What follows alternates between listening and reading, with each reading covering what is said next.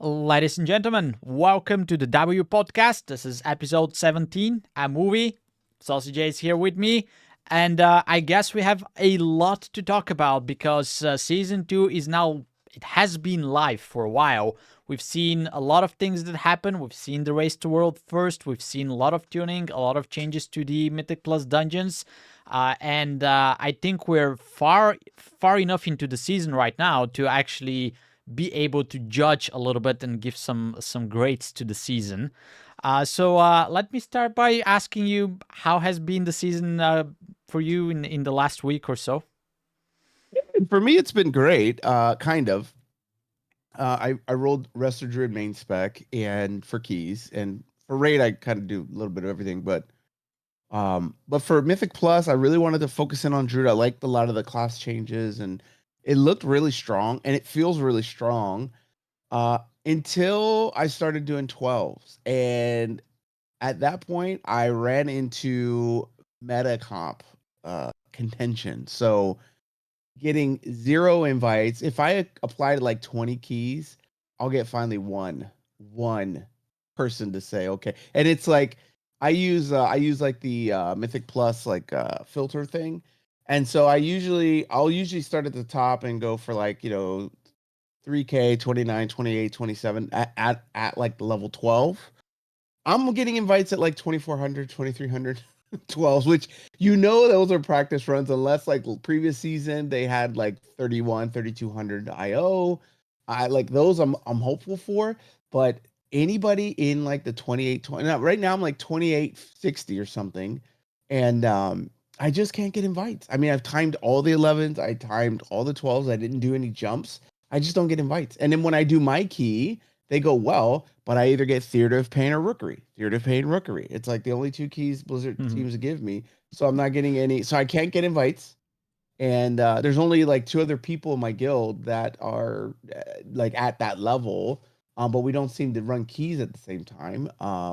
So yeah, it's completely frustrating running into the meta. So counter that, I'm gearing my priest now, and my priest is quickly climbing. So I get instant invites on my priest, which is very weird.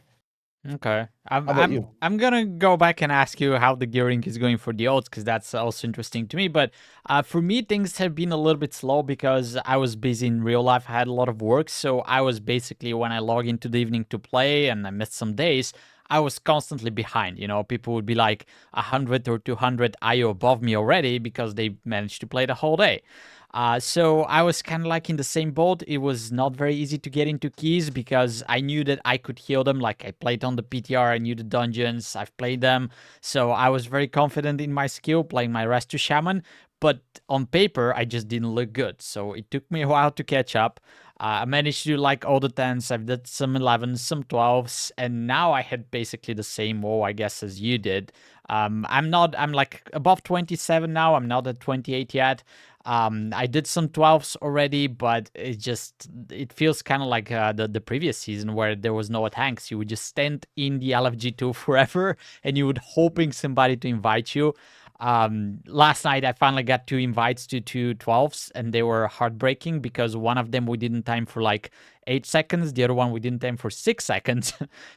So those were like heartbreaking and stuff like that. But overall, I guess the main takeaway was that that early in the season, because I don't know what your item level on the Druid like on your main, but I just hit 660, right? So I'm still missing almost like 20 item levels, right? Eventually we're gonna be like 678 or somewhere around there. So even at this point, for me, plus 10s seem to feel easy, right? They're not that challenging, especially compared to last season. Although you're still getting both the fortified and the tyrannical at that level. So I'm actually kind of happy where the tuning landed, because they did a lot of nerfs. Like, there were constant nerfs to all kinds of skills, all kinds of damage events. They even changed some packs to have less mobs. And then there was that big 10% nerf that came for the Mythic Plus overall, which was actually quite welcome. So from where I'm looking, I think they missed on the tuning in the beginning, although we gave them a lot of feedback during the PTR testing. Again, I'm gonna go back to what I said earlier. I think the PTR was so hard that people just didn't see the dungeons till the end. So now, Yeah. I guess, especially the end dungeons would be harder. But I think they actually managed to nail it and nerf everything down to a level where it's playable, even with our current gear and the current state. And that actually makes me happy because looking forward into the season, I'm curious now how high I can eventually start and go pushing once I get top level gear and things like that. And although it doesn't feel that well right now because I'm behind and we're not getting invites and we're not playing Disc Priest, I guess, because this is what's getting invites. I'm kind of happy how the season is feeling right now from that perspective. And I have some positivity saved for later in the season, although I'm kind of scared that at some point people are just going to reach whatever level they reach and they're just going to quit, and the LFG2 is also going to be kind of hollow at some point. But that's a problem for the future right now that I'm not that scared for. Um, Let me also ask you. You said you started gearing your disc. I'm also Mhm. like started gearing a disc because some of my guildies said, "Oh, you let's push a little bit higher keys." And I was like, "Okay, let's go." We played some keys. We played 10s, 11s. It was not that high, but it didn't make sense to start pushing that early in the season because obviously we're handicapped by gear now. And I was asking, "Hey guys, if we're gonna be pushing high keys potentially, do you want me to gear up a disc priest?" And they were like, "Yeah, let's do that." So I started playing my disc as well. Uh, but I'm not flattered by the way that the gearing works. It feels very slow. It feels very tedious because on the Shaman at least now I'm timing 10s and I get mythic track gear in my vault, but on my disc I'm still not there. Like I'm doing 8s and 9s right now, so I still struggle to get into 10s because I'm pugging. I'm not Yeah. just going to get invites. So I'm very scared that at some point my disc is going to get there, but it's going to be far behind on gear, and catching up is not going to be that easy. I'll talk about that Yeah. more when this happens, but how is that experience for you so far? So I took notes from the podcast with Katza, and I logged on all my characters that I plan to push mid patch, and then just did 110 with the guild, and got some lucky drops. I think I got like on my priest, I got mythic track signet, which was nice. I got on my warlock, I got a mythic track tier piece. On my monk, I got a mythic track tier piece. Um, so I'm just doing 110 a week on them now. Obviously more on the priest, but on all my other characters, I'm just doing 110. Not really pushing for gear. On my druid, I think I got impatient. I did it right. I didn't like rush to like upgrade all my gear as I was getting it. I waited until I got most of my gear. But when I got on Tuesday reset, when I got my mythic track shoulders on my druid, I just blasted them to max level and crafted a piece. Um, I think that was okay, but on my priest, what I'm doing is I'm not using any gilded or rune crests. I'm just naturally letting the drops upgrade my gear, and saving the pieces I want and just upgrading them with valor stones. And I'm just going in like I can heal tens pretty easy at 640 item level. Um, on my priest, it doesn't feel challenging at all. The hard challenge there is getting pugs to bring me in. Yeah, But when I host my key, they don't seem to care. They just join, even though I think at the time when I had no IO and people were still joining. It's crazy. I mean, my priest was the one I pushed up to 3.2 last season, so I think they're looking at that and thinking, okay, we can probably do it. And if not, it's not my key, not my problem. They could just leave. Um, but so that's kind of my plan there is not upgrade any pieces until I have basically 655 across the board, and then waiting for reset, see what comes out of the vault, and then from there I'll probably craft something and upgrade the pieces that I think are going to work. So I'm just taking the long kind of road and not trying to like unless I get like a BIS, but even with BIS pieces that drop hero track, I'm afraid to upgrade them all the way because I know when I do that, my vault will have that as a myth track myth and then track. it'll be Yeah. wasted. Yeah. See, everybody's hyped about how the gearing system works because you can upgrade everything and so forth, but I think it's a very bad design because last season I was not careful with my crest, so I ended up being behind on everybody in my Yeah. guild because they were like saving them to craft something, and they were Min-maxing. they were very careful Yeah. what they're upgrading. I was like, oh, I'm gonna upgrade that, and then that was wrong, right? So Yeah. this time I was much more careful, and I still made one mistake. I wasted one too many rune crests on a piece that I shouldn't have. Everything else was perfect so far. So now I am 15 rune crests behind to just upgrade my last piece that needs a rune crest upgrade to 6, I think it's 58, where this Yeah. is going to unlock lower cost upgrades to my ults. Yeah. So this is what's annoying me, because you make one mistake, right, and you're Yep. behind now, right? Basically, I'm whole week behind because I don't want to spend crests on my ults because it's just going to be cheaper, right? And I have much less on my ults. So I think that's pretty bad design from Blizzard's perspective, but I'm happy that the system is there. Also, right now, it seems like it's going to take me forever to, even on my main, to upgrade everything, because even if you get mythic track gear, it's like what, 5 or 4 upgrades that you need to do with guided crest. That's 60, right? And you get 90 per week. So it's going to take us multiple weeks to get there. So I'm not really looking forward to that, because, as I said, I want to play the game, I want to push keys, but now I'm still 20 item levels behind. Right. So what is the point to like try to do 13s and 14s right now, which is going to be a struggle for me, and they're probably going to be very easy once we get max item level gear. So there is a bit of discrepancy there, because I'm kind of like stalling on my main, waiting for the gear to come. I'm stalled on my odds because they're far behind right now. They don't have that much gears. They don't have that much crests. I can't do the same level of keys that I do on my main for multiple reasons. So that definitely doesn't feel good, right? I'm enjoying the game. I'm switching. I'm trying to play more ults, although I do like one key, as you said. It's not even a 10. So changing the gameplay feels good, but there's this bad feeling inside of me that I'm always going to be behind, right? And I'll never catch up. And I'll just add something else, because last season, towards the end of the season, I did a few 0 to hero challenges. So I did a protection paladin, I did frost mage, and it was easy to go and start doing 10s on them. It would take a day or two of grinding, doing your own key, etc. And once you got there, so in numbers of last season, I could easily get to like 620, 625 item level gear, and that's still like 10 or 15 item levels behind max level. And that gap, those 10 or 15 item levels, was so huge that even if I played them hardcore until the end of the season, I would still not catch up, right? And that feels really bad, because, as I said, if you fall behind, there's no catching up.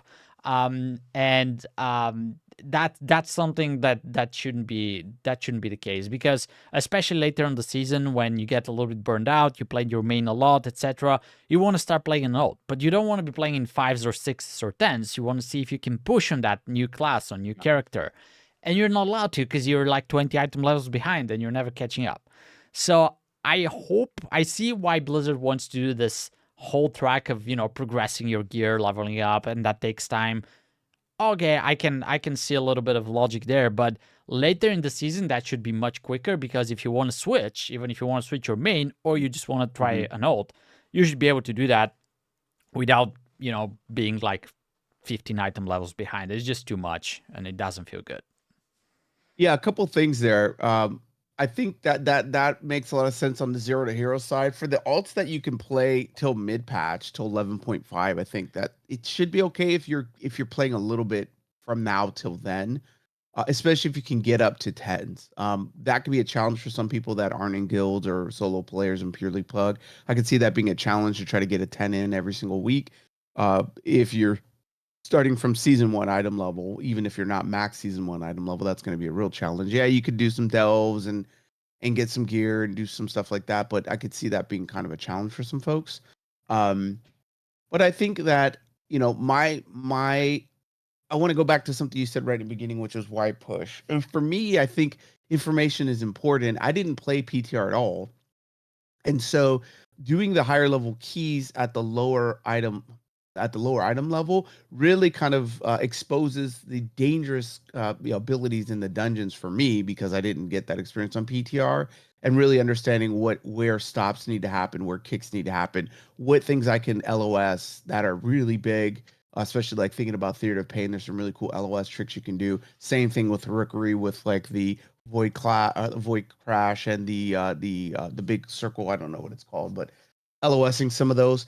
So picking up that kind of information now for me is really big. So later when I'm trying to push like high keys, I'm already gonna have that information because being at a lower right now, I'm 662 on my Druid, and it feels pretty good, but things still hit at 12, right? And you can get one shot by certain abilities if you're if you're not topped fully off, it'll kill you. So that for me is good. And then just getting some of those achievements early in the season for me is always a challenge to try to do, like a fun challenge for me to try to get all my 13s done. That's what my goal was. I feel like my goal on that is crushed for my Druid. Unfortunately, I don't think that's going to happen in the next 2 weeks, just unless I just get lucky drops on my Druid for the keys and roll those keys.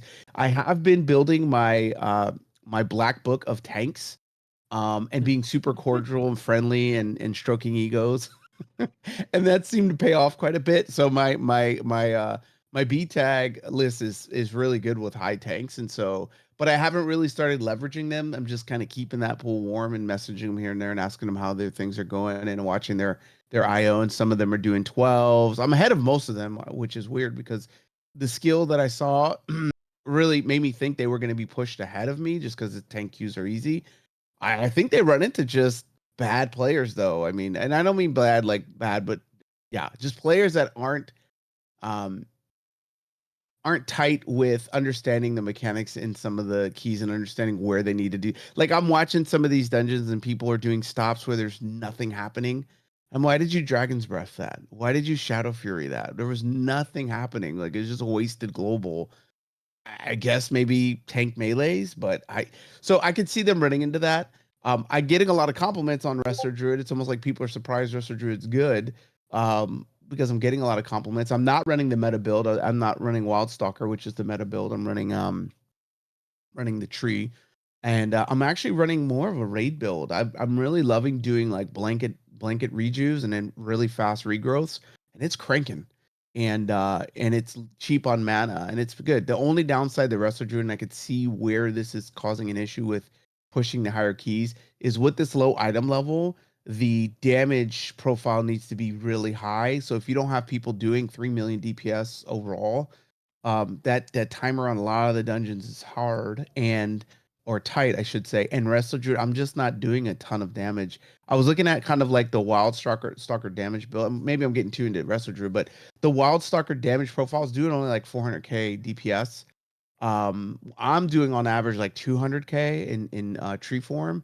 So maybe that's why people understand like, okay, the timer on this is tight. We need disc priest damage. We need monk damage. Sorry, monks, you got a nerf, but yeah. So maybe that's why. And I could maybe there's some validity there, and that's why I'm rolling priest, unfortunately, and meta slave. Yeah, I don't think 200k difference in your damage is going to be the difference timing and not timing the key, because as one of my friends says, one bad apple can roll the whole barrel.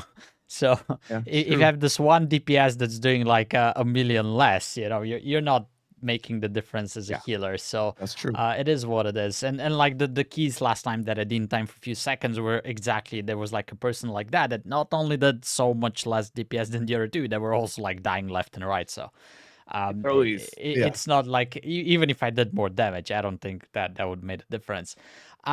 Let me ask you one more thing before we jump into talking about the raid and everything that came along there.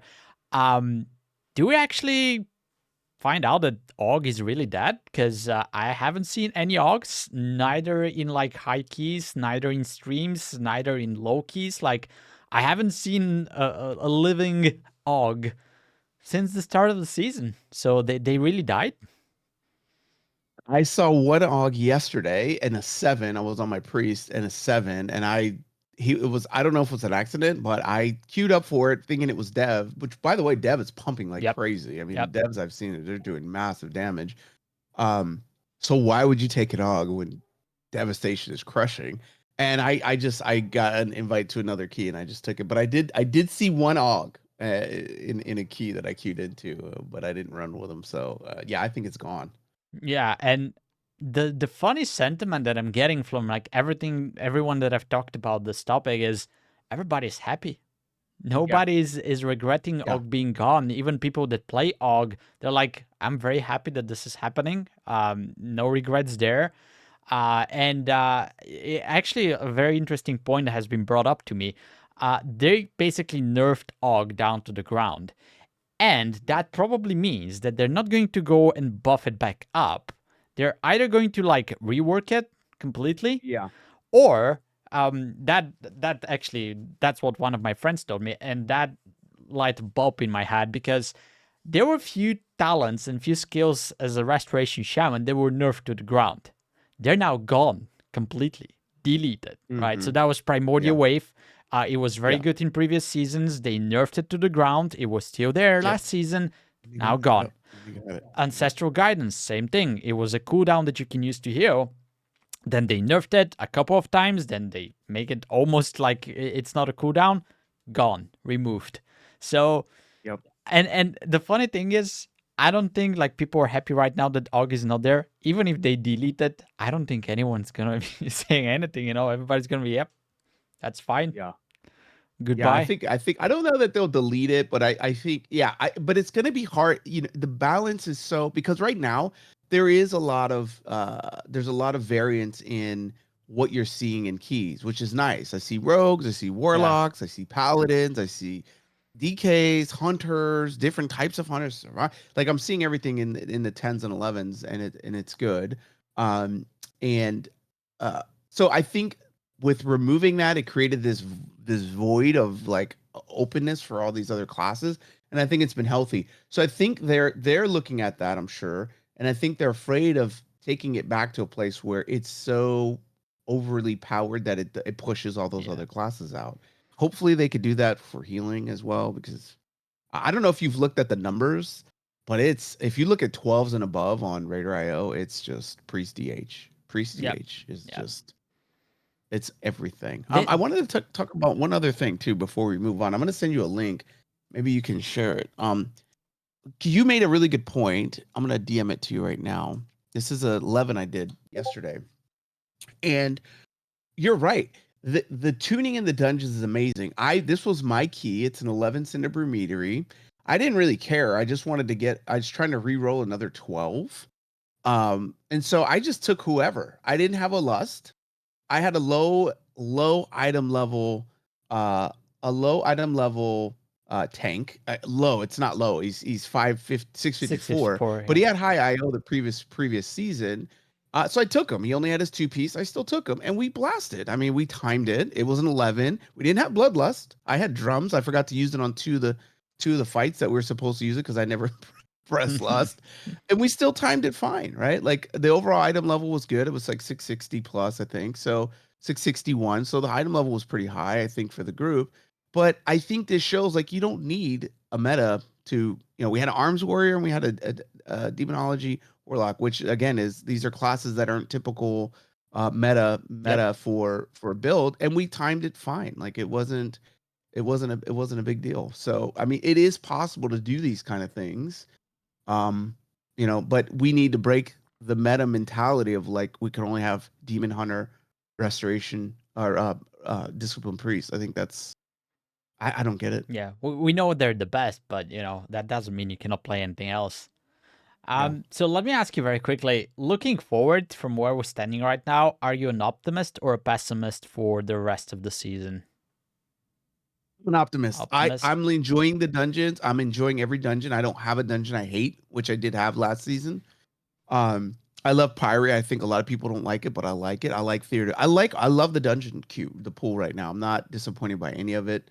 Um, it's I love the fact that tanks are doing massive pools and it feels good. It doesn't feel scary. I mean, they're not massive like Dragonflight season 2 or anything like that, but it's not like 1 or 2 packs. Like we're able to pull like 3 packs at a time if people are doing their stops right and pressing defensives, and I'm pushing my offense like big healing.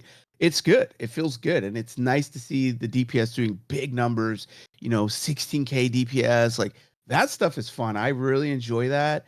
And I look over and I'm doing like 3 million HPS. I'm like, this is cool, right? Like it's fun. So I'm enjoying it, and I'm optimistic that again. I think while I'm disappointed in the tuning changes for the 25th that are coming up for my specific classes, I think at least they are doing early small changes, right? Their discipline priest got small changes. Holy priest, we'll get into it because I know that's on the next topic. Yep. But yeah, I think that my answer is yes, I'm optimistic, and I'm hoping that that we can retain player base based on some of these changes we're seeing.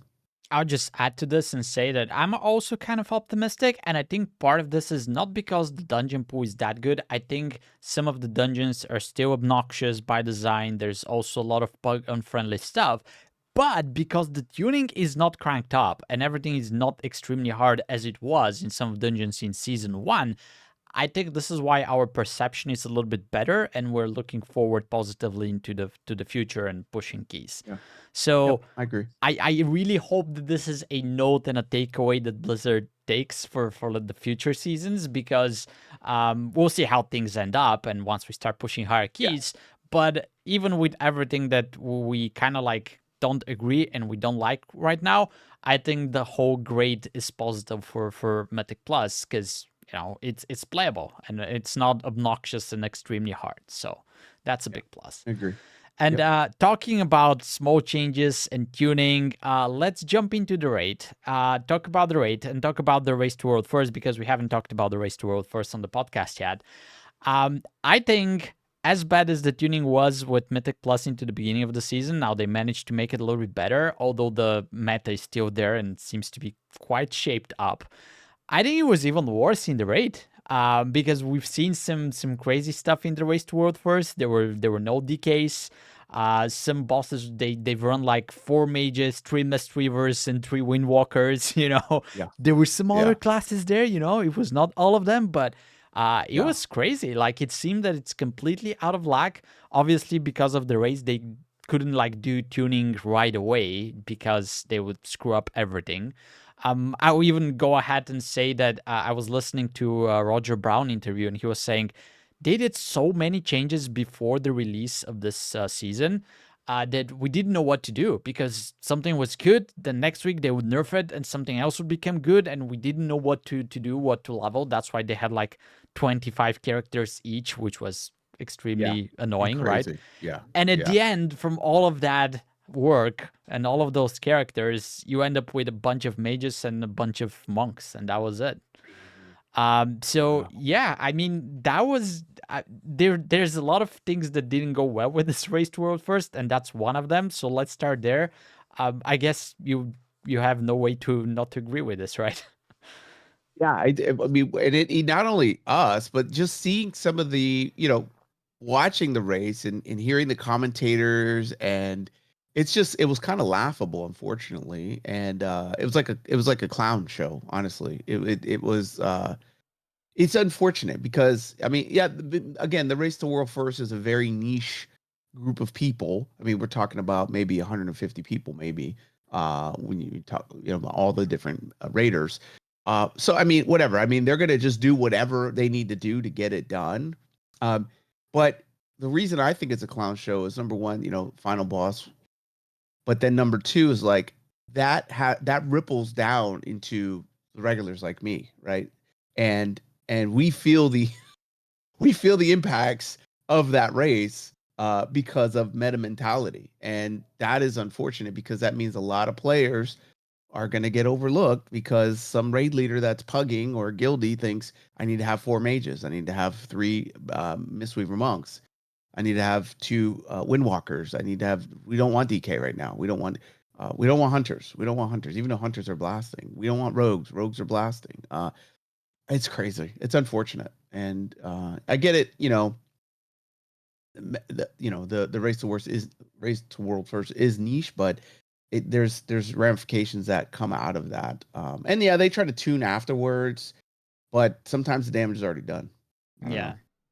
And I'll just add to this because um, one specific thing that happened this tier was that we had way too many early bosses that took over 100 pulls, and they were really hard. So I'll just go back to last year, and there were a lot of people who were saying, ooh, Rashinan is way too easy. That was the 4th boss, right? I don't care if you're Race to World First Trader, if you're Max or whatever, you can take your opinion and shove it down your, yeah, whatever. I'm not gonna say it, but those people that said that, like, from their perspective, okay, it's probably way too easy. Yeah, they maybe one-shot at Rashinan, right? My guild didn't kill Rashinan for a whole night. We had to progress it for like over 3 hours. Then we came on the next day. We progressed it for like 2.5 more hours, and we finally killed it. On our reclear, it also took us a whole night to basically reprog it, right? So that was not an easy boss, right? Maybe it's easy for the Race to World first, but because they said, oh, it was so easy, man, like it shouldn't be harder, Blizzard basically listened to them, right? I don't think they shouldn't have, you know, because for regular guilds, Rashinan maybe was easier than it was supposed to be, with just a little bit, but that was not the problem, right? They were saying the curve is broken because there was a huge jump from 4 to 5. So their fix basically for this problem was, let's make Rashinan harder so that the curve looks better. No, you should have made the other bosses easier and get them down to, you know, a more playable level. That would have been a better solution for a raid that was so hard. So looking at what happened this tier, there were actually, after the first 3 bosses, everything else seemed to be extremely difficult, specifically Muggsy. And then you got to the last boss, and that boss just died. So that is also very, very bad from tuning perspective, because I always admired Blizzard when they do bosses for the Race to World first. Doesn't matter which boss it is, but usually you get to like the last second, and like how Echo killed Muggsy, there's like 1 person alive and the boss is at 0.1% and he kills that, you know. Yeah. I was always amazed how they managed to get the tuning to such a perfection so that is actually possible.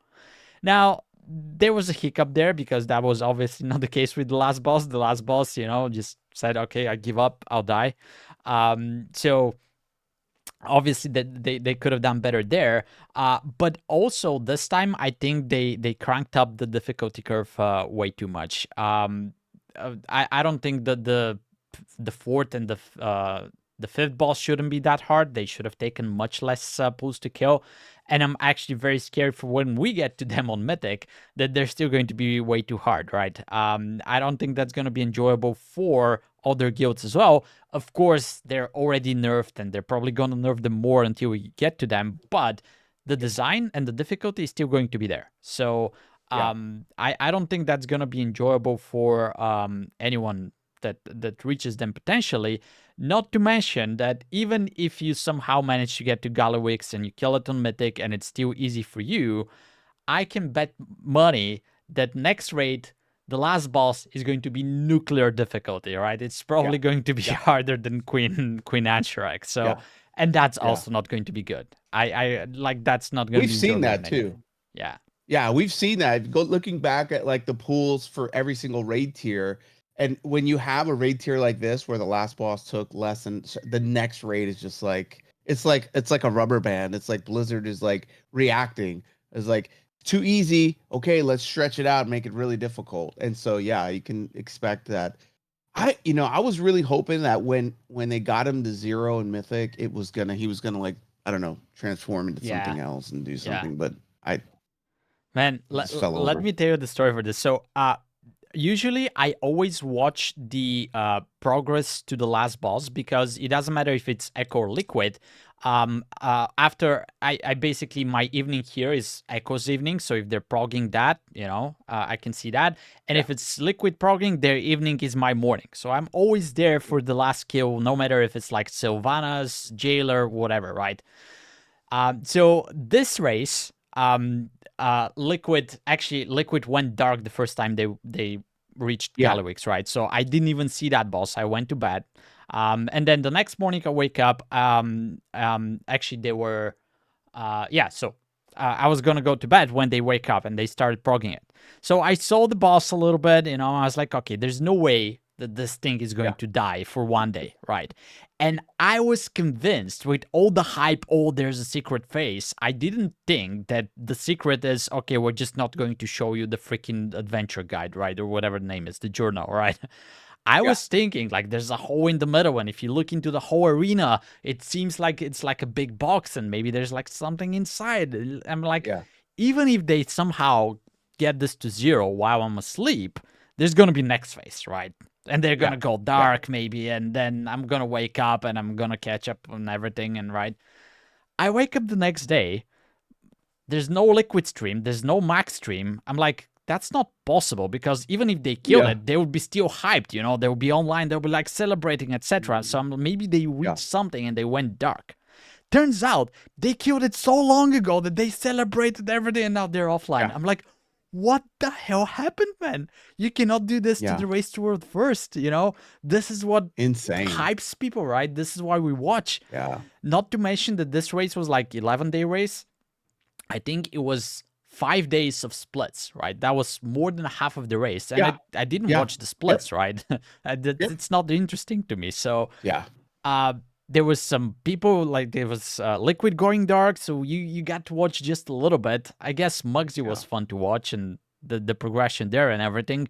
But like I didn't even see the last boss, so it was a huge disappointment. It was a huge disappointment. And that doesn't mean, though, that the raid was easier, because you said, okay, if it's a hard raid, then it's an easier raid, and they alternate. Never Powers was definitely hard.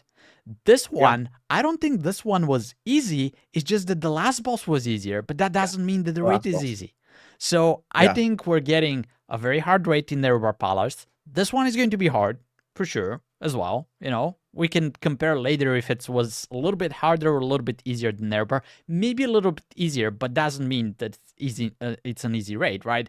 And then I'm pretty sure we're going to get something that's at least as hard as Never Palace.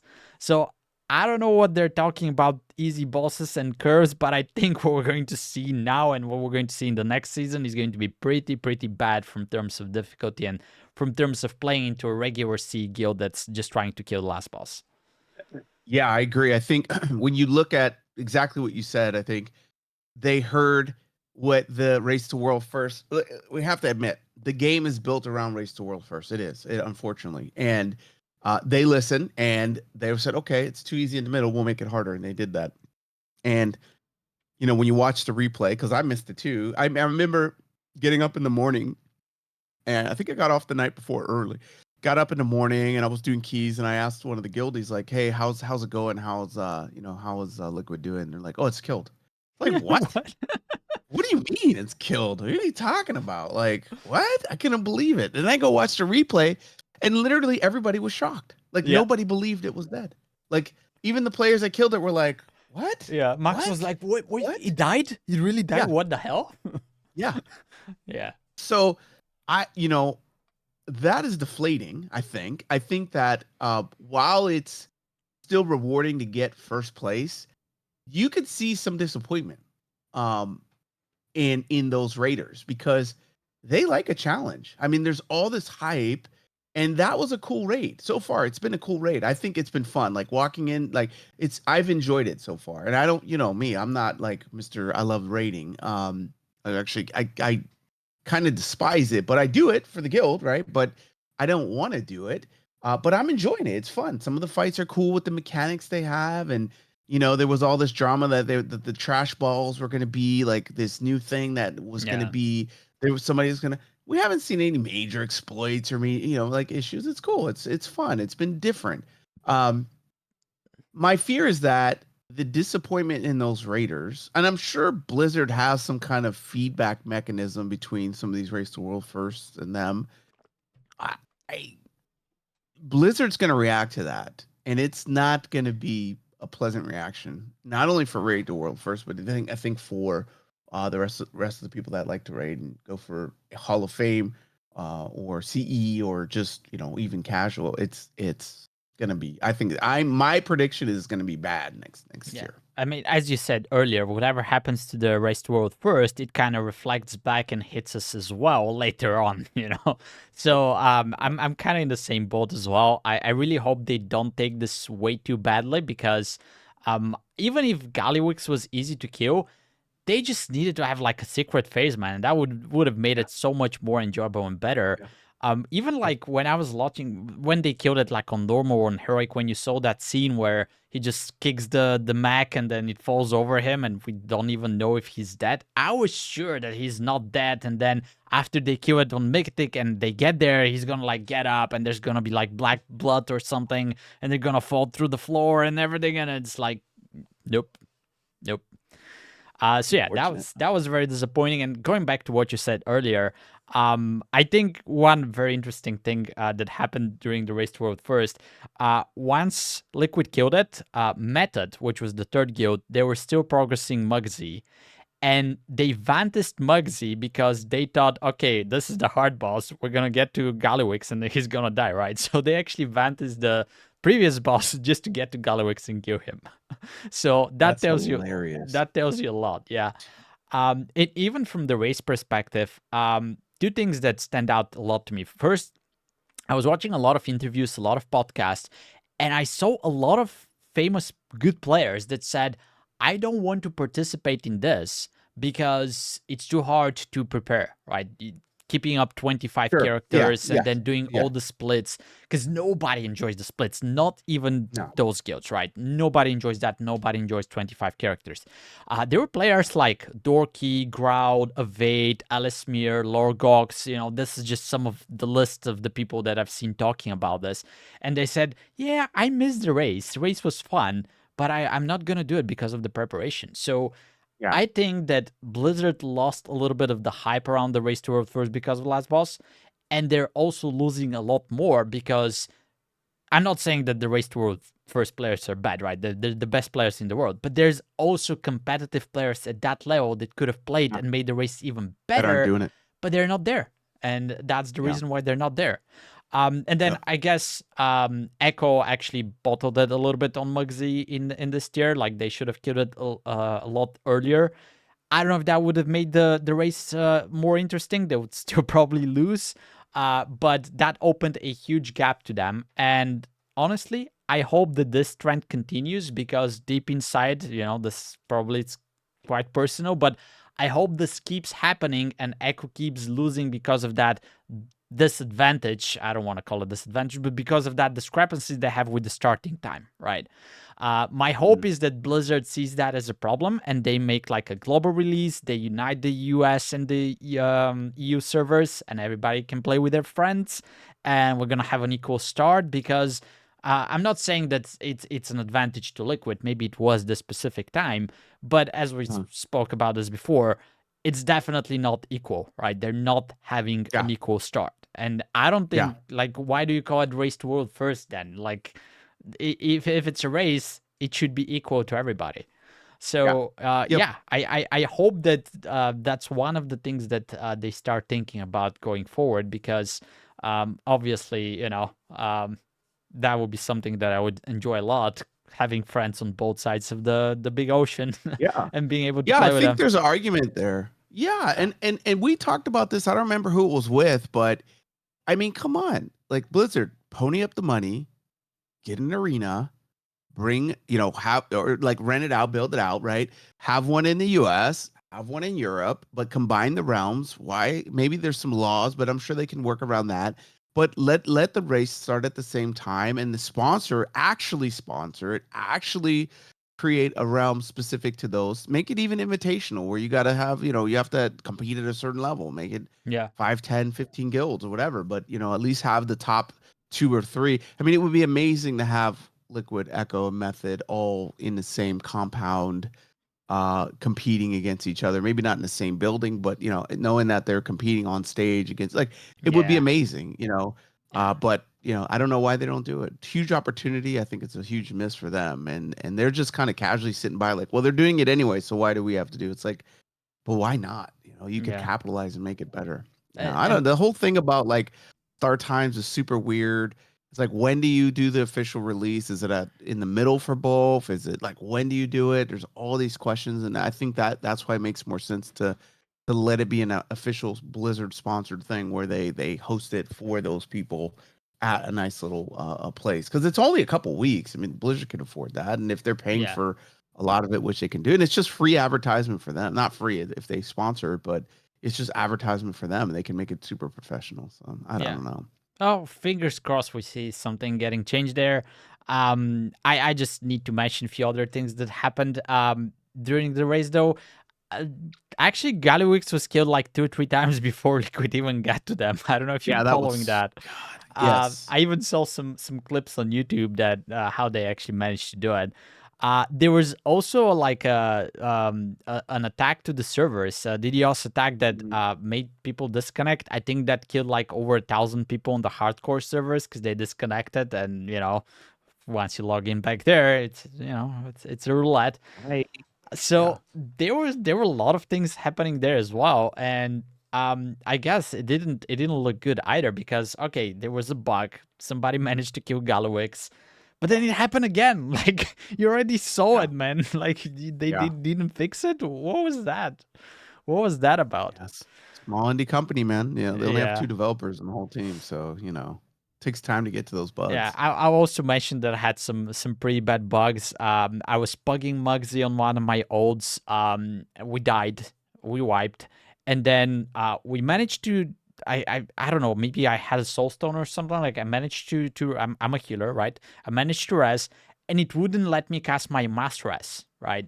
It would allow me to res persons like people one by one, so I was not like in combat or Mhm. something. I was able to arrest them one by one, but if I pressed my master res, it would say you're not allowed to cast this or something like that. So there were a Mm. lot of bugs there too. So that was very very unpleasant.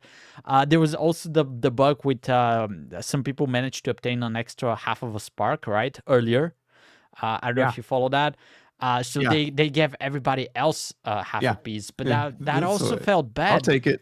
No, that felt bad. I was happy because I saved the crest. I guess you saved your Yeah. crest too, so I was able to craft Uh-huh. peace. But like 70% of my guild was like, I already spent my crests. Yeah. What am I supposed to Yep. do now? I Yep. like if I have it or not, it wouldn't make a difference. So that Yep. was an interesting solution. But yeah, I mean, it is what it is. I guess we have like a bitter taste left in our mouths for this race. It was, I guess, not fun to watch. I hope it's at least a little bit more fun to play in because from what I've seen, at least this time, I don't think we have the Ovinax boss with the weak auras. Yeah. Like, No. there's probably some stuff that you're going to need, but it's not going to be like a weak aura boss. So that's a big win. There was a lot of hype about the raid being a casino. I don't know about that because first, casino doesn't vibe with me for whatever reason. Uh-huh. But all the people that said, "Oh man, it's casino, it's so cool," man, there's one casino and one boss in the casino, the roulette boss, one Yeah. arm bandit. Yeah. Everything else is like trash piles. It's not a Yeah. casino. It Even is. It Gallywix is is. not a casino. Yeah. So All what was dirty and yeah. what was this hype about? Oh, it's so cool. We're storming the casino. That was like 1/8 of the raid or something. So I mean, they tried to make it look good, but I think there It was was fun. That for me, the first experience, that part was cool. And I didn't like I said, do PTR. So I saw it as it happened and blowing up the yeah door and stuff. Like that the first time and then getting in and seeing all the flashing light. And I play poker. I'm a poker player and I love Vegas and I don't do any I'll play roulette and I'll play craps or whatever, but or blackjack, but not competitively. Poker I'll play competitively. Uh so that to me was like fun. Like that I actually enjoyed that and that boss was cool. So for me that was cool. But yeah, you're right. Everything before that was just like dirty trash yeah scrap. yeah. And then everything after that was like Like dirty even scrap Mugsy, like trash. the idea of being like the Yeah. bouncer and everything, that was cool. But even like the arena where you fight Mugsy, it's like some kind of a heart in a hallway or whatever. Like it's not a Yeah. casino, right? Yeah. So Yeah.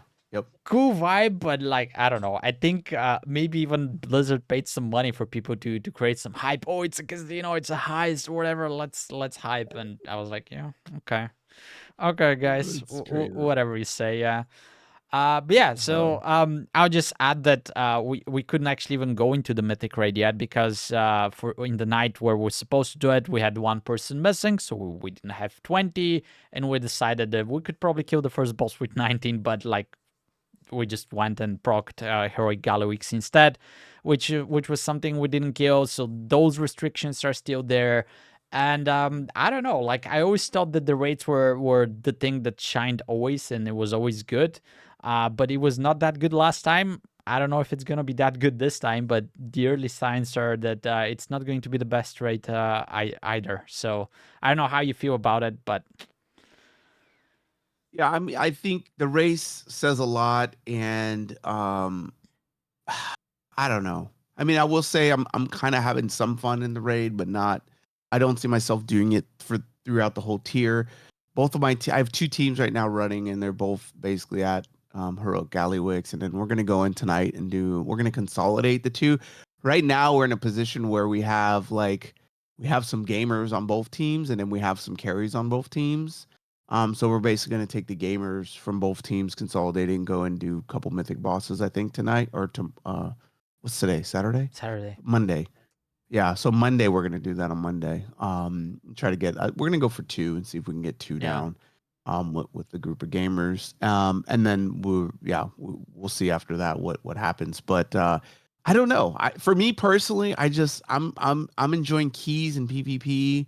The raid, I just do it for when the team needs a healer or DPS or whatever, or just a body that's gonna do mechanics properly. Because I'll be honest, I'm not the greatest. My warlock's only like 640, and I'm going in and barely doing like 1.4 million damage, and it doesn't feel good because I'm not gearing it. I haven't played. I only raid log on that thing. I don't even do keys. But I know how to do mechanics. I'm not dying to stupid stuff. But I don't super enjoy it. I'll be honest. It's okay, it's fun, but it's like after about an hour, I'm like, I'm kind of over it. But I do it for the guild, so I don't know. Yeah. We'll see how it ends up. I think my prediction is not gonna go down as one of the better raids in probably the last few. I think they're gonna do significant nerfs to the last, like One Arm Bandit. I don't know. But Muggsy, I think they're probably gonna nerf. Yeah. Um, um, I'm trying to think who else might get in there. Rick Reverb, I don't think they're gonna nerf. I don't. I just see Muggsy being like the really big wall and the big challenge. They're obviously not gonna buff Gallywix. So they'll probably just leave it alone and let people kill it. Yeah, I don't think it's going to be a memorable one, unfortunately. Yeah, I'll just say I'll just add something here because I think what is going to determine whether or not this is a good rate for me is going to be the end difficulty and how many tries it takes us to kill the bosses and everything like that. Kind of like going back to what we said in the beginning of the Mythic Plus. Mythic Plus is relatively easy right now with the item level and the tuning that we have, so everybody has a good perceptions of it, right? And I play in a guild that was basically in the competition for Raised World last year, right? So you would say we're probably not the best players, it's not the best guild, etc. But this guild is made of people who commit 2 nights every week of their time to go and play mythic bosses. This is what we want to do, right? We're not into mythic yet this tier for a number of reasons, but we're very like we're adults, like real life happens, we have kids, etc. So we cannot play for 5 hours 5 days a week, right? This is all the time that we have, but we have committed this time and we want to play the game and we want to play mythic bosses. And I think, obviously I'm biased, but I think that guilds like that should be allowed to progress to the mythic, even if it takes them the whole tier, and eventually kill the last boss and get their goals achieved, right? So for guilds like that, there is a set number of pools that you can do for the whole tier, right? We don't have unlimited time like Method, Liquid, Echo, and stuff like that. So that number is actually diminished also by the fact that we don't go into Mythic straight away in the first week, right? We're still in Heroic. We're going to just kill probably a couple of bosses first, and it's going to take us a lot of time to progress. We also lose time around holidays and stuff like that, right? So that number of pools, whatever that number is, and I'm not going to come up with the number right now, but whatever that number is, it should be achievable for mediocre guilds like that. I think this is going to open the rating to a lot more people and it's going to make it more lucrative and more people will be involved and trying to enjoy it. And this is very, very tightly connected to the difficulty of the raid. If the raid is too difficult, a lot of people fall off. And, you know, we had like on, what was this about? Smolderon? The whole roster of my guild changed almost 3 times over, right? So a lot of people stop playing if those bosses are hard. Eventually, a lot of guilds fall apart. Luckily, the guild that I'm in persevered, but a lot of guilds fall apart. So not only people are getting, you know, knocked out, guilds are falling apart. I don't think there's that huge of an influx of new players and new guilds, right? Yeah. So I Yep. think that the raid being a little bit easier should be better for the player base in general. And if it gets to a point where it's way too easy for the race to world first, we've talked about this before, they can make another difficulty just for them or like private servers Yep. because Yep. obviously they've already killed those bosses in their cranked up version. What we're going to be fighting and killing is going to be much easier anyway. So they are designing bosses just for them, and then they're nerfing them so they can let them play those bosses. And if anybody else wants to try them, be my guest. But let everybody else play the game. So I think this is going to be very determining of how this raid is going to be perceived from my point, because in heroic the fights were fun. It was, the mechanics were okay. You know, some bosses took a little bit more pulls than they were supposed to anyway, even for us. So looking forward how it's going to be on Mythic, and I really hope that it's not that hard. And my bigger hope is that the next raid is not going to be nuclear difficulty compared to this one. So Yeah. it's some huge ifs there, but there's still hope that everything can end up being in a good spot at the end. Just saying, if a lot more guilds manage to kill Mythic Gallywix this rate compared to previous rates, I don't think anybody's gonna be sad or angry or Yeah. annoyed, I right? agree. Yeah. So yeah, something to think about. All right. Let's do one more topic here today. There are some changes that were just announced, and they're going to be coming live on March 25th, which is going to be, you know, probably around the time when you're watching this. So let's skim over those very quickly and talk about what we see on the screen. Of course, we're going to focus a little bit more on the healer changes. And speaking about healer changes, there's no healing changes for Restoration Druid. So I guess this is why you said that you're a little bit disappointed. Yeah. I mean, I was hoping to see some damage buffs, just to be a little bit more competitive. I think the HPS is fine. I think, you know, I don't feel like with big AoE damage, I ever have an issue with it. I have, by the way, I got to say, Gallywix bottle service trinket is amazing for keys, by the way. So if you can get that, and you feel like sometimes you need a little bit of assistance, that thing in keys is amazing. It feels kind of cheap because have you seen that trinket at all? Is it the Gallywix or the Sprocketmonger? I think it comes from like a different boss, but it's called, I think it's called Gallywix bottle No, I'm service. not sure which one Oh, you're talking about. Gallio bottle service. Galeo. I don't know how to pronounce it, Yeah, but I think this is the what one that drops from Sprocketmonger Lockenstock, whatever name is, right? Um, man, it's so good for yeah, keys, man. yeah, Oh yeah. my I goodness. actually got it on my Shaman on a heroic level, so it's doing a lot of healing. Yeah, It's amazing yeah. for it's terrible for raids. I would not recommend it for raids just because you could get more throughput with like actual stats. But the healing in keys is phenomenal. I Yeah, we're think that's talking my about a opinion. different one then, because the one that I'm talking about, it has primary stat, and then it has the sprock where you get this little spaceship next to you and it heals people. Oh, okay. That Yeah, one is big for key. yeah, yeah. For yeah, This one that'll is do good for good in both. both. Yeah, The one I'm talking about is like you press it, you turn into like a bottle service person, you start throwing bottles and you oh, yeah, heal yeah, yeah, everybody yeah, for like yeah, yeah. 1.2 million Oh, okay, per yeah, yeah, bottle, yeah. and I remember this one. it Yeah. it's It, big. It's big. I like it. I love it. It's like an extra cooldown for all the AoE that happens. And there's some of these bosses that, or yeah. some of these trash packs that have like blasting AoE multiple times. I think like even bosses, when you think about the what is the gosh, the robot with the flying robots, I can't remember Yeah. his name. Big But in Mama. his intermission, yeah, like those things come quick, and it's like if you don't have one, like it's just it's a nice. I love that trinket. But anyways, Resto Druid, I was hoping for more damage buffs. I think the healing profile is fine. You know, you have Iron Bark, Bark Skin, yeah, like you have DR, you have the throughput, you have Flourish if you want to. You have a lot of cooldowns, so I don't think the healing side needs to be touched. But I do feel like the damage output for PvE should have been at least bumped up a little bit to be more competitive with Disc Priest and or Mistweaver Monk. Yeah. But that, apparently Blizzard doesn't think that's important for hiring keys, so they just left it alone. So Yeah, yeah, definitely disappointing for I me. played my druid a little bit. We ended up not needing a druid, so I don't know how much time I'm going to spend on my druid. But I was playing the Wildstalker build. This could actually do a little bit of damage. You know, it's I don't know how it compares to the Keeper of the Groove because I haven't played this one. But also, if you're in a bug where you need to heal a lot, then you're never going to cat form, so you're not Yeah. doing any Yep. damage as well. So it is what it is. I will not speak a lot about Druid because I haven't played it that much.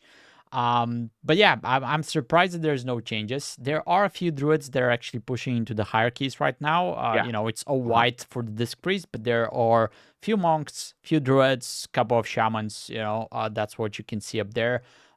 So it's definitely a viable class, and I Yeah. guess one thing that we can say, balance is getting some upgrade. They seem to be like single Needed target, it. but Mhm. I guess that also means that there's gonna be a balanced druid in keys sometimes, and you don't need the mark from the rest to druid. So it is what it is. So yeah, I'll just go back. I figure out which trinket you're talking about. So this one doesn't give you stats, just fires up healing Heals. around it. This dropped in our rate and nobody wanted it. So I was like, yeah, Yeah. I'll take it. I took it, give it a try in the rate. One try was enough. I didn't disenchant it, but you know, maybe I'll try it in Try keys. it for keys.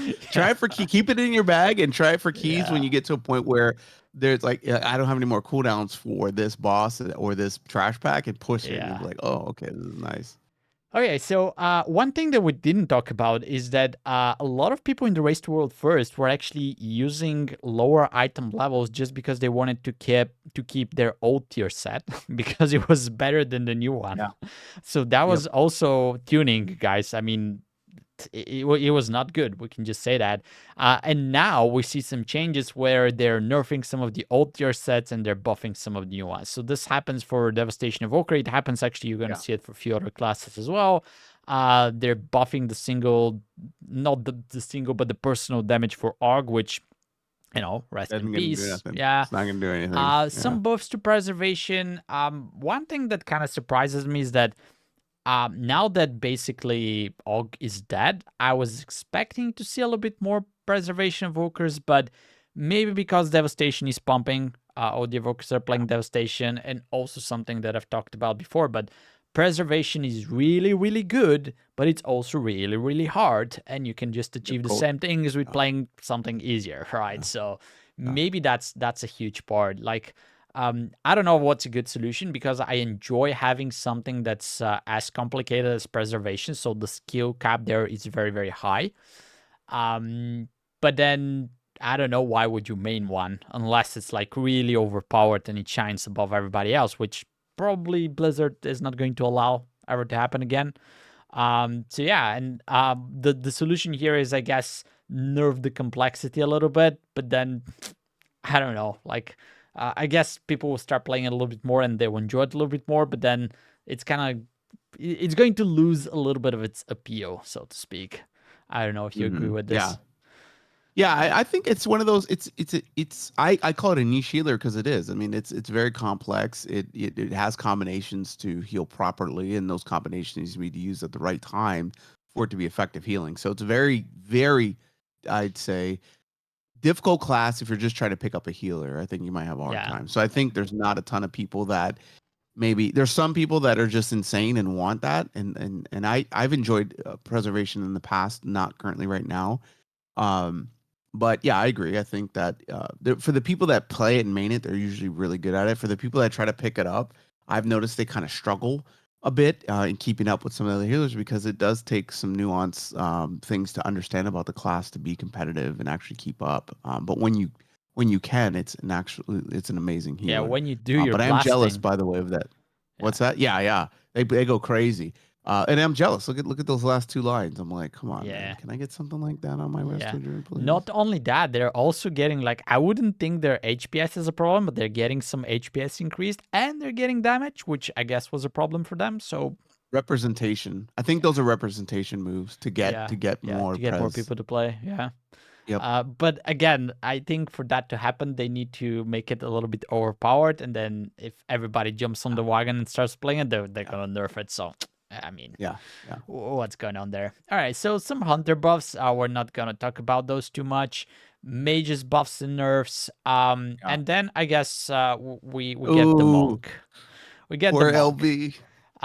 Damage decreased by 25% if you guys missed that. And then they're trying to, because I guess monks were doing way too much damage. In fact, on my, I don't know what my monk gear level is. It was like, let's say 630, right?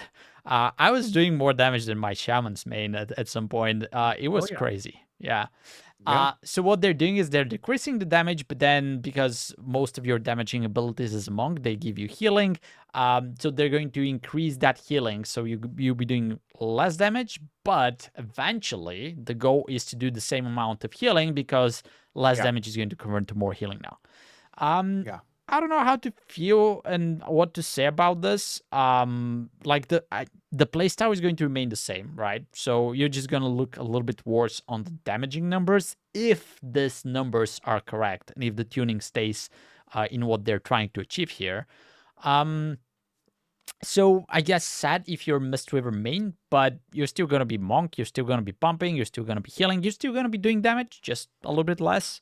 Yeah. So probably not much to, and even though they decreased the damage by 25%, they're increasing the spinning cranking damage. So in AOE, you're still gonna pump, right? Yeah. Um, Yep.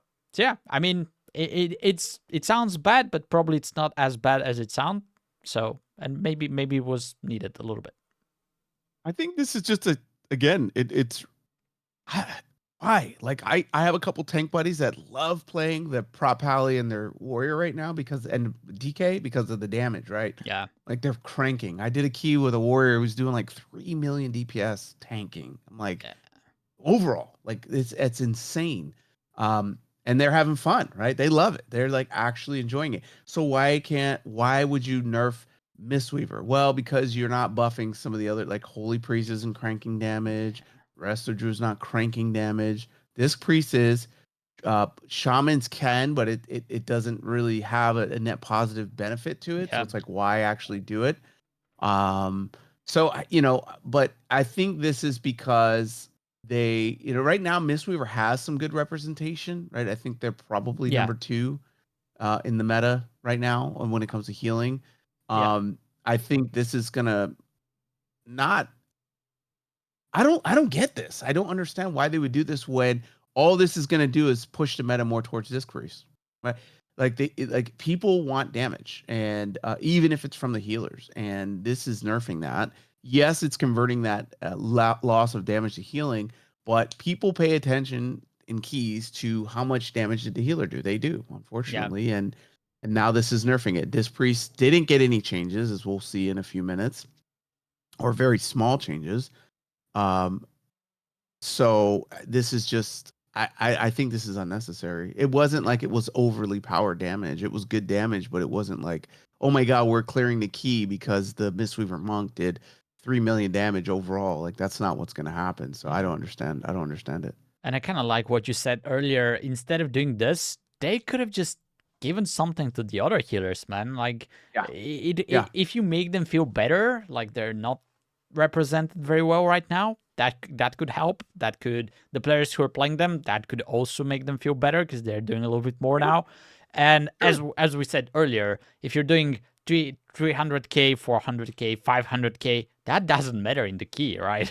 Yeah. It could Yeah. help a little Exactly. bit. I think that from what I'm seeing so far, the timers of the keys this season are going to be a little bit more tight, which I Yeah. particularly do not enjoy.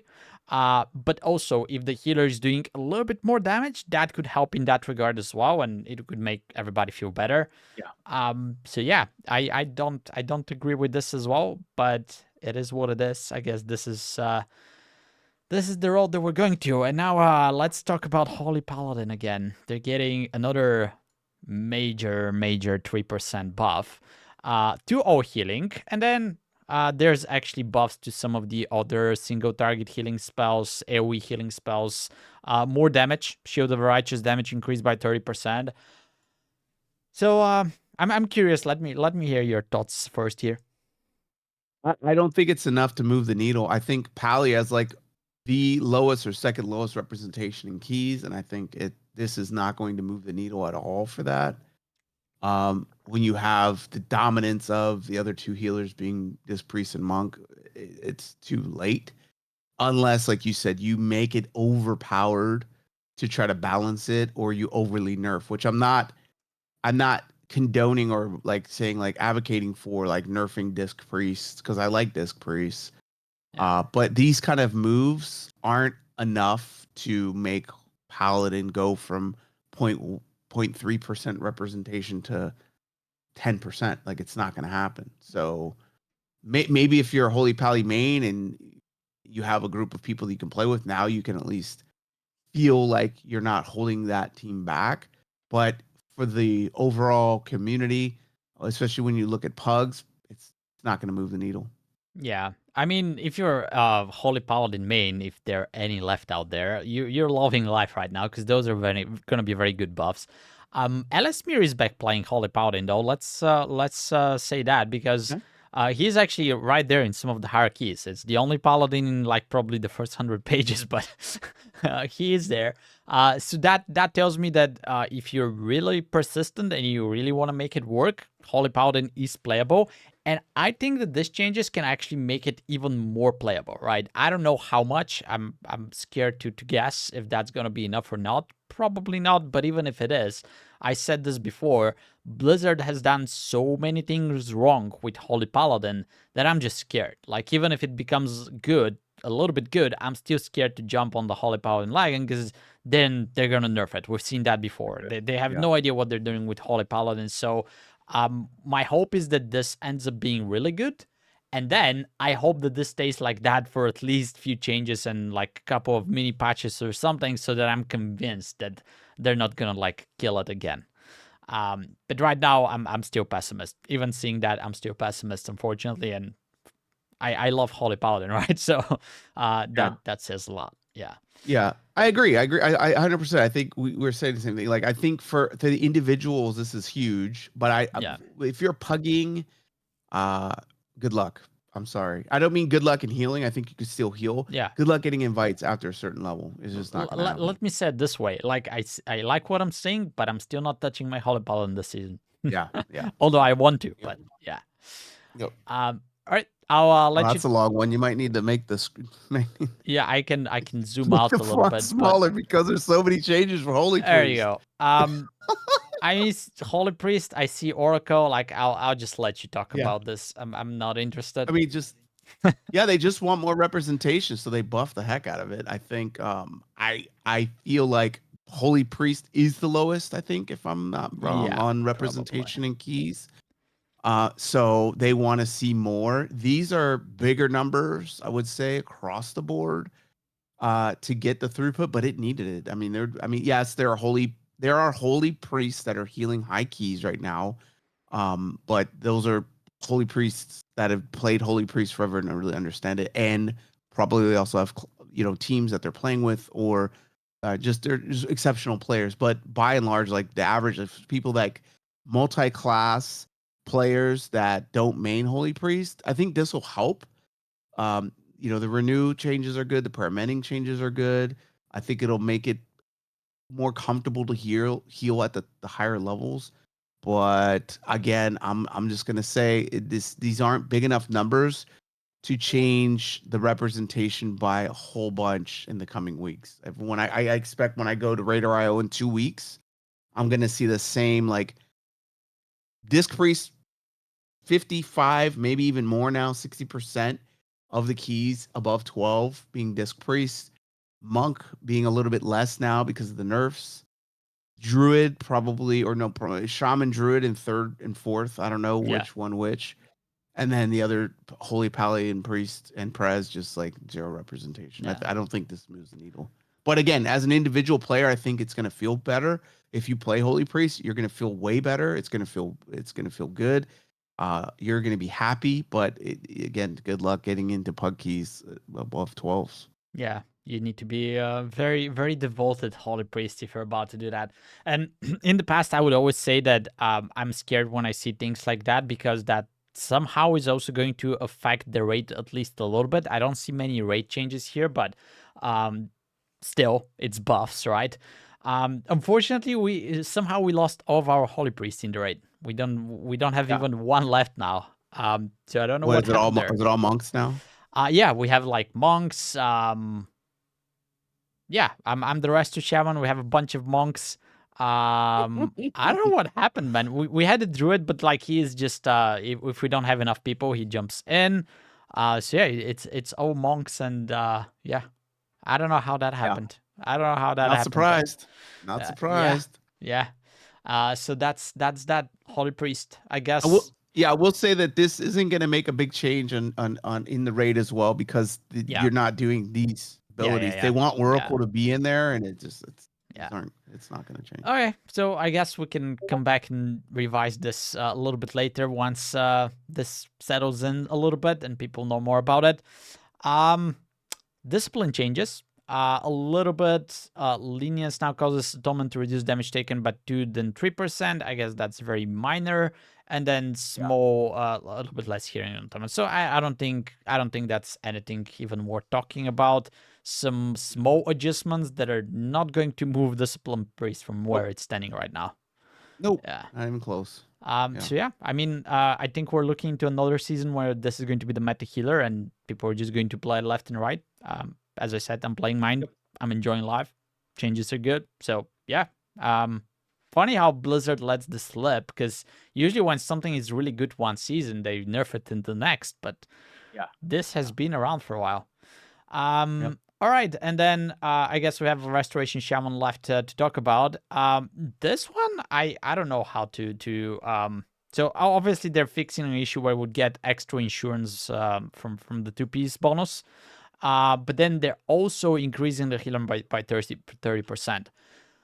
I don't know if my details are broken or something, but insurance does enormous amounts of healing for me in keys right now. It's crazy, right? I don't know if it was because of the bug, because I use Totemic Projection a lot. So I'm moving the Surging Totem basically every time I can because the tank is running somewhere, right? So Sure. maybe I was getting a lot of extra insurances from that.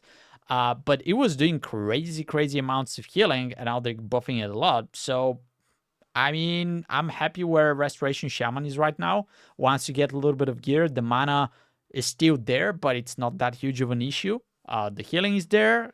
Obviously, damage is problematic. If you if you want to do a lot of damage, you have to stop healing. But then the acid rain is still good enough. So I think Shaman is in a pretty good place, and that could make it only better unless the bug was significant. So yeah, as people were doomy about Shaman in the beginning of the season, I don't think that's justified. Obviously, it's not going to be the meta healer, but it's still the Pug King. I think it's the easiest healer to play in Pugs, and it feels pretty good to be one. So that's all I have to say in here. What let me ask you a question. What do you think would have to change for Restless Shaman to get more representation? I'm gonna send you another link. Maybe you can share it out in a second. Well, it depends on your definition of representation, because if you want to see it on those hierarchies, they would need to buff the damage significantly, because right now it's not comparable, even remotely, with Disc Priest and Mistweaver monks and all of those things. So that would be one thing. Let me see what I'm looking at here. So this is M plus keys 12 and above representation. These are timed keys 12 and Yeah. above. Ooh, And 0% so for Evoker. yeah, Surprising. 0. Yeah. Yeah. So, so you see where, you know, it's like obviously DH is just crushing it. I'm Yeah. surprised to see this amount of rep paladins actually, because I'm not getting into a lot of keys with rep pallies. I don't know if that's just a Resto Druid thing. Um, but I mean, look at that priest, and then you go down and you're down quite a bit of a ways to get to monk. Yeah. Um, and then you're not too far off as a Resto Shaman from monk. You're like right there Yeah, I'm with it. surprised that they're equal, to be honest, because I think that the monk is definitely few steps in front of Restoration Shaman, and there's two major reasons for that. One is, as we mentioned, the damage. Okay, the monk's Mhm. damage get nerfed a little bit, uh, but the other thing is the Restoration Shaman technically doesn't have external, right? You can use your Spirit Link Totem as an external, but that's not a real external, right? While this is a place where the monk and the priest do have something to show and to play for, right?